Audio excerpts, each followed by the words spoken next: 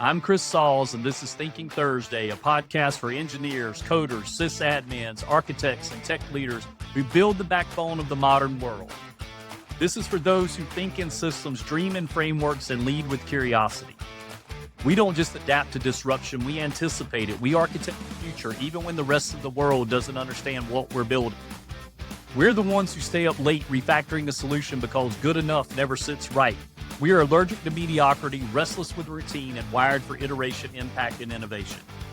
We aren't just surviving the AI wave, we're riding it, reimagining our careers, rewriting our companies, and re-engineering what leadership looks like in the world of layoffs, lean teams, and limitless change. Sure, we've been burned by broken systems, bad bosses, and bureaucracy masquerading as process, but we don't stop. Because we know something others don't. Every problem is solvable. Every system can scale. Every setback is a signal. While most are stuck obeying outdated org charts and titles, we lead from anywhere, from the code base, from the cloud, from the crisis. We are the self-leading, systems-thinking, impact-driven architects of what's coming next. And we don't wait for permission, we build it anyway. This is Thinking Thursday for the tech minds who lead with heart, grow through change, and never stop thinking. Welcome to Thinking Thursday. Hi, I'm your host, Chris Sauls, and this is episode 13. Guys, we're going to get into remote workers and a few current events today. That's really the topic of the day. That's what we want to work on. Current events. Earlier this week, I know we heard about the tragic drowning of Malcolm Jamal Warner. Thoughts and prayers for the family there. Unfortunate accident. Great actor. Definitely a part of my childhood with the Cosby Show. And secondly, the great and wonderful musician, artist, I guess, in some ways, Ozzy Osbourne. Definitely a mainstay for me over the years. Definitely have seen him. Seen plenty of my friends are big fans. I met with a friend yesterday, and it kind of hit him hard because one of his statements that really resonated with me was, Ozzy was just a goofy dad. At the end of the day, great musician, great career, all of those things, but he was just a goofy dad around home, if you ever saw the Osbournes. Okay, one other current event. How can you skip this one in the news media or any podcast right now, especially anything on leadership?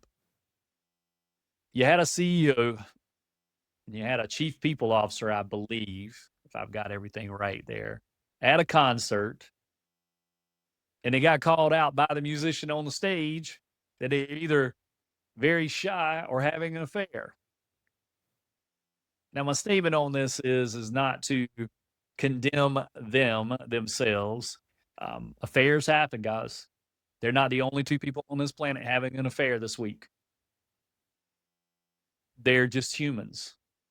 While their positions say that they should hold themselves to a higher standard, they are still just two human beings. I am not condoning their actions, but to condemn them any differently than you would a friend, a neighbor, someone else that's doing the exact same thing, I don't feel like it's the way to go. Workplace romance does occur. It's something that's been around. Now, he had a higher position, and yes, could he have fired her? Yes, those things are terrible, right? From an HR perspective, this is a nightmare. It's a terrible thing, right? It shows there's a lack of something in their lives that they've got a problem. Some people would call this, and some of my learning over the years is there was a love deficit somewhere in their relationships. And they were finding something in the workplace that was working. That doesn't make it right, because that is not where that should be happening. But it did. It just happens to be on a scale that we do not need to ruin two people's entire lives over a failure. And I'm not saying we should support the way they went about what they were doing by any means, because that was wrong. Wrong for their spouses, wrong for their children, wrong for their family, and really wrong for them, because it's gonna haunt them for quite some time. every CEO, every chief operating officer, every CIO, CTO, any chief in any business, there's a big bullseye for the mistakes that you make. That doesn't mean that you're going to be any more grounded than anybody else, because when life throws us a curveball, things start going wrong in our life. We've got something going on. There's, I don't know, like I said, unhappiness, a bad relationship, maybe a bad financial thing. When we're in pain, we make bad decisions. It's just something that happens. It's where we're at. Sometimes we go back to default behaviors. Even if we've learned to do better, we go back to default behaviors. So my statement on that is give them some space and grace and let them recover. But if you really want to help them, don't condemn them. Point out the leadership failure. But what can they do to recover? And the same for anybody in this situation. What do you do to recover? All right, that's my statement on that. Getting into remote workers and your routine, your agenda, your habits. Been a remote worker for more than half my career. And what I have found is, in that remote work, I want to make sure it's clear on this too. Sometimes you're a remote worker and you don't even think about that you're a remote worker. I used to travel 37 weeks a year. When I traveled 37 weeks a year, I didn't have a supervisor tied to my hip. I didn't have anybody calling me every day. I was just out there to do a job, get it done, do it well, and report back status. That's what it was. It's the way it worked. Now, I was out on the road and I was with people, but I was still remote from the home office and I was still working remote. I've also worked remote just from right here in the home, worked right from this desk right here that I'm at right now. Managed a team of 20 people right from this desk, managed it for a company, managed a team of 5 from the same exact desk. The number one thing that I learned when I went remote was back to having a routine, making sure that each day I knew how I needed to show up and how I was going to show up. What was I going to do that morning to get prepped? Because I mean, it's a lot different when you're home, right? You don't have the commute. So you immediately get a little bit of time back. I don't know if you got a 15-minute commute. I think the shortest commute I've ever had is 10 minutes. But that's still 20 minutes each day, right? 20 minutes each day, that's a run, that's a jog in the afternoon, or that's 20 minutes of reading time. Hey, getting into the agenda, the routine, and the habits. How do you evaluate yourself each week for how well you're doing if you're not keeping track for yourself how your day is going? You know, if you just show up, you just jump in and you just do whatever shows up, ever how it shows up. If you're working in an agile scrum environment, obviously you got task cards and you got user stories, and you got planning and you've got retros. You got all of these things to kind of guide you along the way. But what's keeping you on track? What's giving you the ability to tell your leader or manager, hey, by the way, another department came over and they did, what we used to call, come by your desk, or drive by tasking. They drive by and give you a task. They need this now. And the now part, the urgency on it has been evaluated by that department, but not as a whole. And so your scrum master doesn't know about this, your manager doesn't know about it, but you're off doing this urgent, non-urgent, priority impacting task. How do you handle that? What do you do for that? How often does that happen? Where do you write it down? Obviously, if you're doing retros and things, that should be in there for something that was a distraction or a blocker. But what do we do in life for everything else? You know, the before work. I just started the business May 1st. Chris Sauls coaching, just got out here, started doing this, been wanting to do this for quite some time. Feel like technology professionals, I really probably don't have enough people that come in that either speak their language or have lived a life of late nights, early mornings, all night incident calls, diminishing returns of being up working on something and not being able to explain it. that type of stuff. That's where I come from. I've done software development, quality assurance. I've been in these roles. I've done the uh, customer service, technical support. I've been on the road. I didn't work a salesperson, but I definitely did a lot of implementations for salespeople. But all of those things, not just about me here. It is about you and your agenda and your priorities and your habits. I had to audit that for my life. Had an injury last year and my schedule got completely off track. Lost out on being able to be in the gym. That was not great. That was the initial part of the issues for me. And for a lot of people, that losing that one part of your routine can throw you off. So what do? You have to adjust. You have to iterate and figure something out.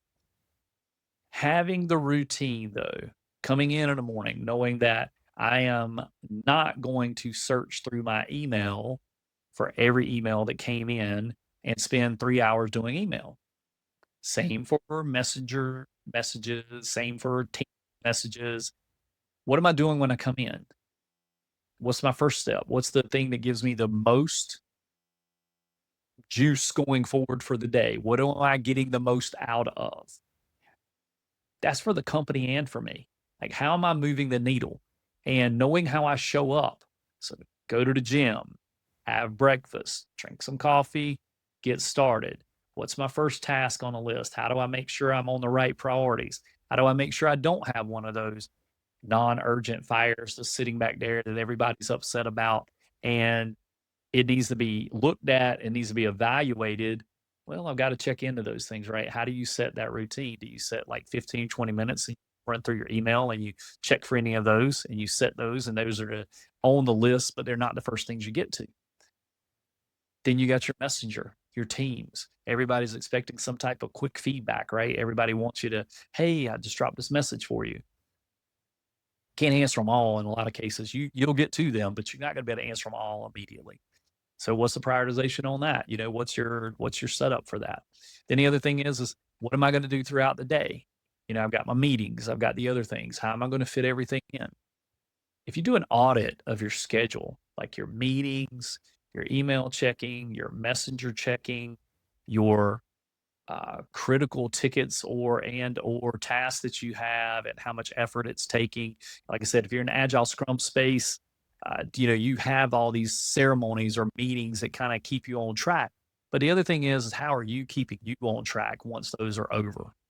And this is where auditing how you operate, like looking at your daily agenda, how you lay out things and tuning that up, making it beneficial to you and to the company, making sure that we don't live to work, we work to be able to live. And in the technology field, I found for me, this is for me, I found that there have been times where it was as if it was expected that work was what I was there living for. I was living for work. And that is not the world that we live in. And we have to overcome that. So this agenda, this habits, our routines, getting those things established and setting them out really change how you operate day to day. Checking my time here, guys. I'm trying to be efficient. Not that I'm on a time limit. The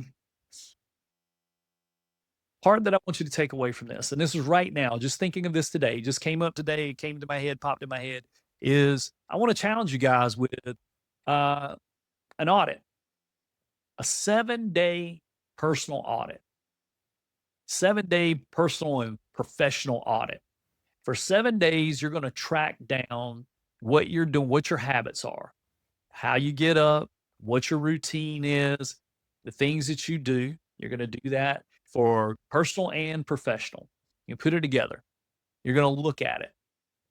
But why are you doing the audit? So let me give you the why. I would bet. Yeah, I'd bet this one. I'd definitely go all in on this. Every one of us has made this statement at some time, at some point.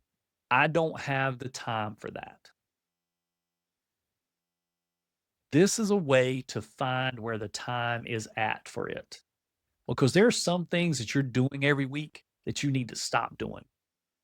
There's some things that you're doing every week you need to change when you're doing them so that you're more efficient at them.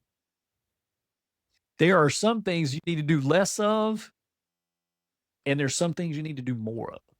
And we've got to identify those. And that's what this audit will do. It will give you that. So I'm going to put something together.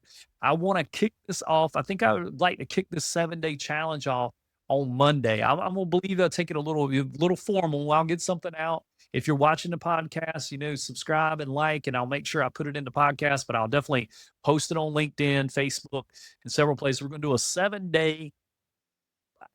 7-day habit audit. Our 7-day agenda audit. I don't know. I'll come up with some title for this thing. The goal is to make it easy to do, but to make it informative. Once you finish the 7 days, you guys know I'm a big proponent of AI. I'm huge getting into the generative AI and the things that it allows you to do as an assistant, not there to take your role, not there to take your job. It's a whole other conversation. But after the 7-day audit, I'll put something together where you can keep track for yourself. If you want to share it with me, you can. You don't have to put it in mine. You can create your own. I'll give you the template. I'll let you create your own template.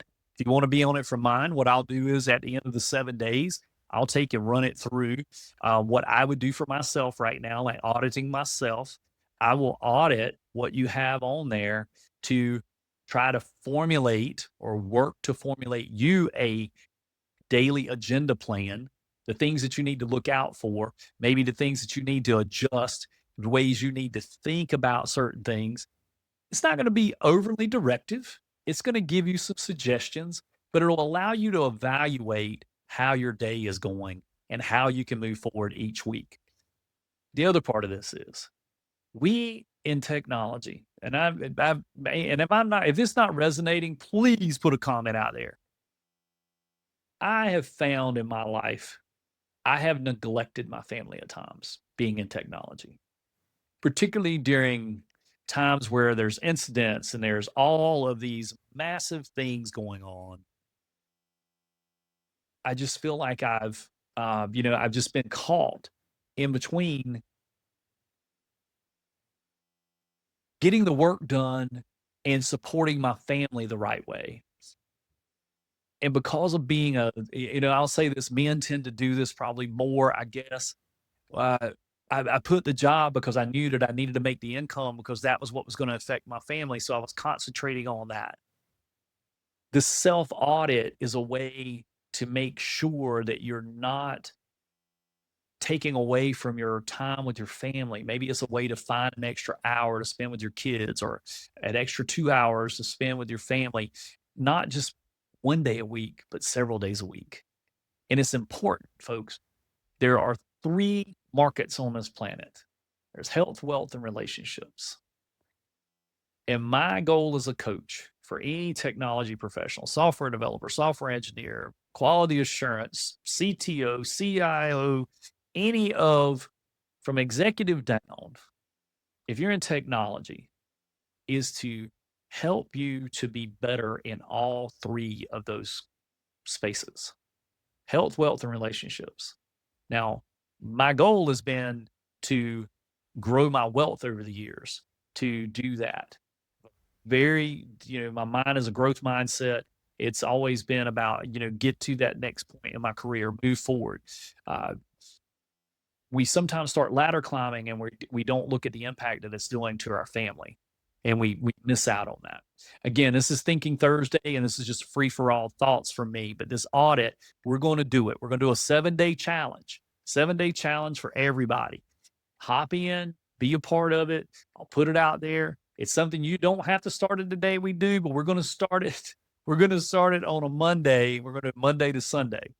And we'll just run that, and then we're going to take a look and see what we can come back with to help you with a daily agenda and a weekly way to improve. You guys have a great week. Enjoy yourselves and enjoy the weekend. If you're in North Carolina, enjoy this hot weather because we know that winter will be back before we know it. Right now, we're not quite to what we normally consider the hottest part of summer, but it has been nice and hot the past few weeks. You guys have a great week. Enjoy yourselves. See you next time.